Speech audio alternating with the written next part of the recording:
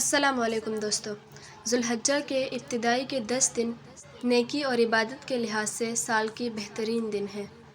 ان میں روزے رکھنا، کثرت سے عبادت کرنا، تلاوت قرآن کرنا، صدقہ اور خیرات دینا اور تکبیرات یعنی لا الہ الا اللہ، الحمدللہ، اللہ اکبر پڑھنا سب سے بہترین، سب سے افضل عبادت ہے۔